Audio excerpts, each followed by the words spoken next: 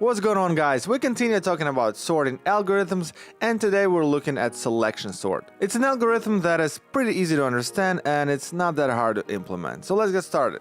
So let's create an array of random numbers. 0. And let's console log it to make sure we have it. Okay, so here's our array of random numbers. So the way selection sort works is it selects the smallest value in the unsorted part of the array and places it in the sorted part. By placing it, I mean swapping. So swapping the smallest value with the first element of the unsorted part. So in the beginning, the whole array is unsorted part, right? But as we iterate, we build it one by one, and the sorted part becomes more and more and more and more.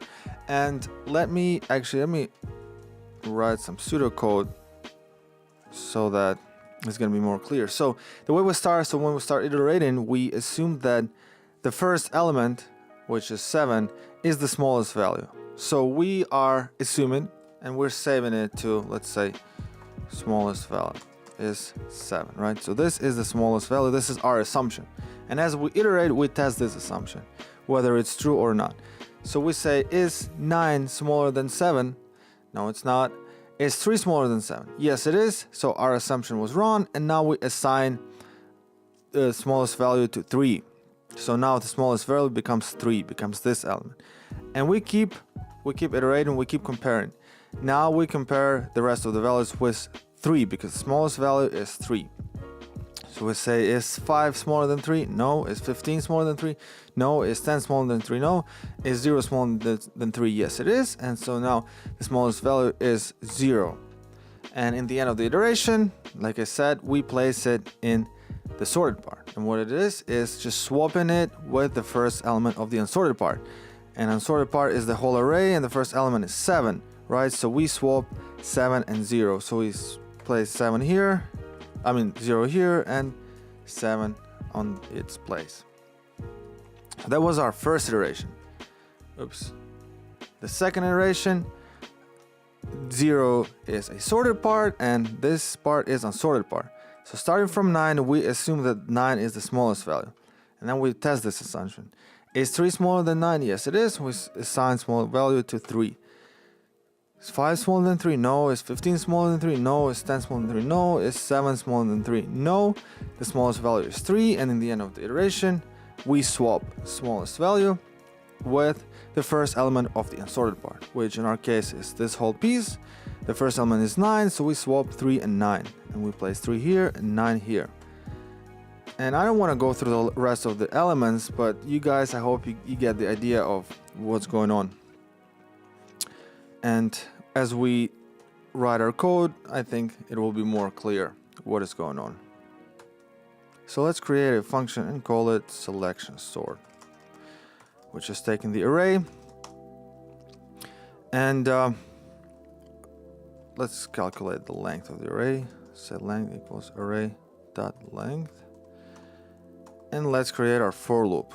Let I equals to 0. Oops. While I is less than length, I plus plus.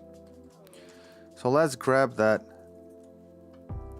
index of the first element that we assume that is the smallest value, and let's save it to the variable. Let's call it index of min, or whatever you want, equals to I. Now we need another for loop that will be comparing this element, this array of I, with all of these rest of guys. So we need to start, let j equals to I plus 1, right? Because if I is 0, then this element needs to be 1. So I plus 1, while j is less than length, j plus plus.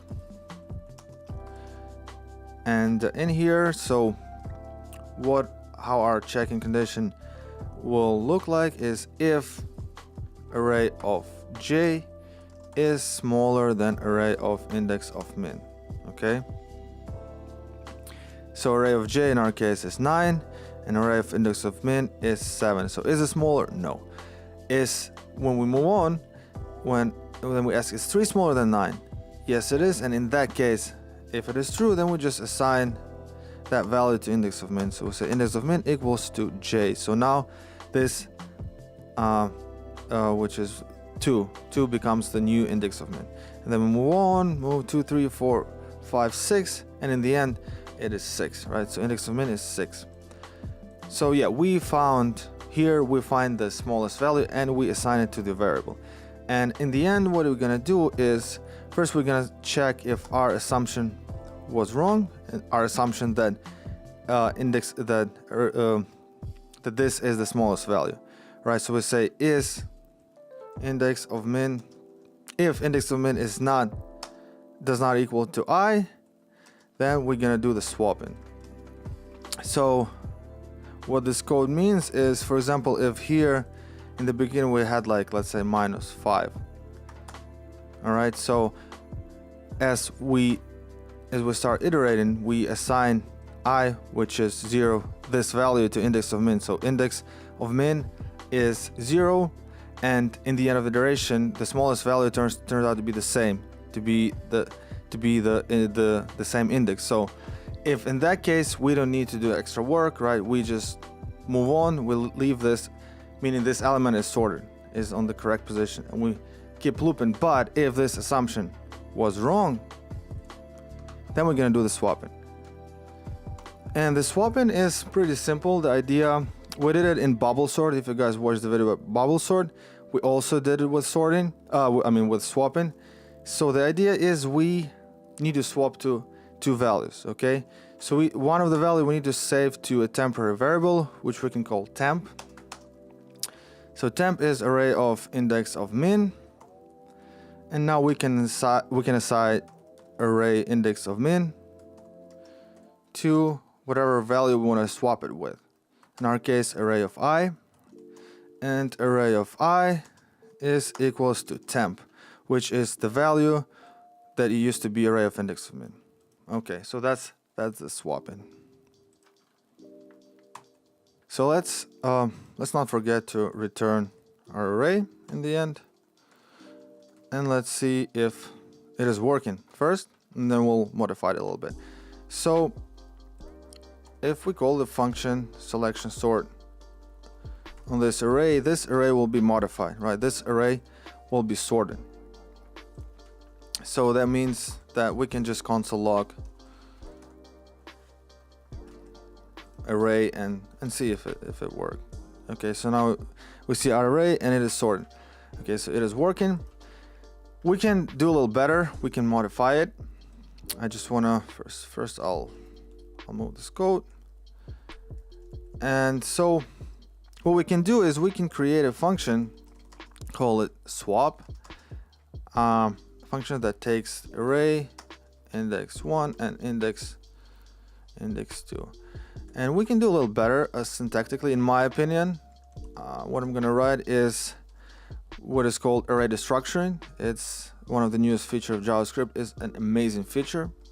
And guys, if you don't know what it is, look into it. It looks like magic, but it's not really magic. It all makes sense and it's super declarative and cool. So array of, oops, then what am I doing? Index of 2, array index of 2, array index of 1. And here we just do it one liner. We say swap array, and we say index of min and I. Okay, index is not defined.